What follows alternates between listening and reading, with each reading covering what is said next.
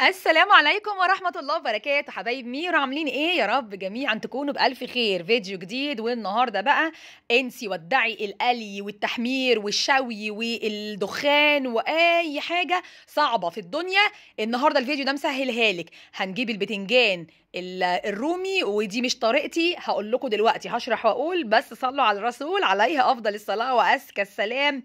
ويا ريتني شفت الفيديو ده من زمان يا فوزية. هجربه النهارده بطريقتك يا فوزية، هي عارفة نفسها. بصوا بقى، انا اختكم اميرة والتانية اختكم حورية. هجرب الوصفة بتاعتها النهاردة دي وهتشوفوا رأيي هيبان على وشي آخر الفيديو. يلا بسرعة نقول معانا ايه. معانا هنا بتنجانتين رومي، اي حجم بقى، عايزاهم كيلو، كيلو ونص، 2 كيلو. دول تقريبا كانوا كيلو ونص. بتنجانتين حلوين مقلوظين كده، يكونوا خفاف زي الفل كده، ما فيهمش ايه، ما فيهمش بذر كتير. اوكي، همسك البتنجان ده اقطعه كده بطريقة عشوائية، مكعبات تخينة شوية محملة. النهارده الفيديو جميل، ربنا يبارك لصاحبة الوصفة الأصلية. هقطع كمية البتنجان اللي معايا، البتنجانتين، ومعايا كمان قرنين فلفل رومي بس لونهم أحمر. الرومي العادي الكوبي ده في منه أخضر وفي منه أحمر، ده فلفل حلو مش حار. ومعايا كمان قرن فلفل حامي سبايسي كده مشطشط اهو في غمضة عين. عملت الطبق المحترم ده. يلا نروح على البوتاجاز. معايا مية بتغلي في حلة على النار.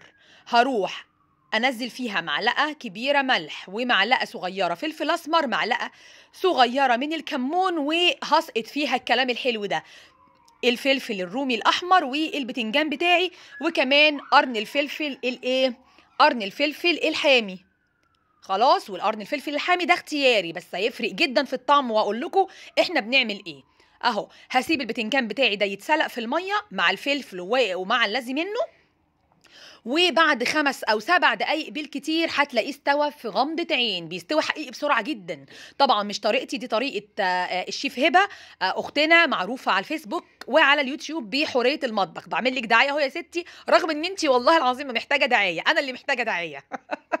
خلاص. وفعلا على رأي حبيبتنا لا تنسوا الفضل بينكم، دي مش وصفتي بس انا اصريت اجربها، لان حقيقي انا حسيت ان الوصفة قد ايه سهلة.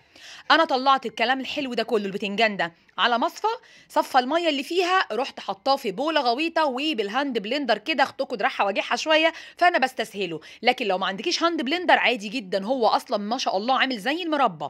بالهراسه بتاعه البطاطس كده تديله كده هرستين من ايدك الحلوه، ربنا يديكم الصحه والعافيه كلكم يا رب. وهرست الفلفل الاحمر والفلفل الاخضر والبتنجان، هنزل عليهم بقى بشويه طحينه كده محترمين، وعصير ليمونتين كبار. خلاص. حطي بقى البهارات اللي انت بتحبيها. انا هحط ملح وكمون وشويه بابريكا وشويه شطه صغيرين. يعني انت حطي اللي انت عايزاه.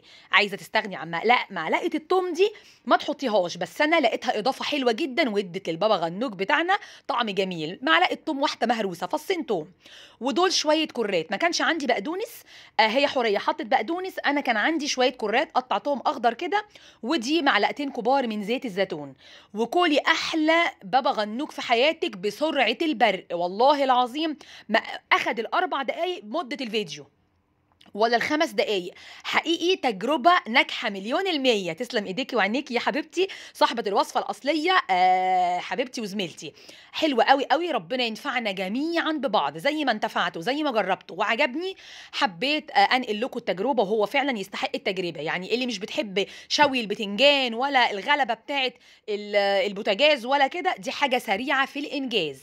غرفته كده في سيرفيس التقديم، ورشيت عليه كده رشه من زيت الزيتون من فوق، وحبه كمان حاجه خضره كده تكسر اللون. والله العظيم يا جماعه طعمه في منتهى الجمال ويستاهل التجربه، والله جربوه.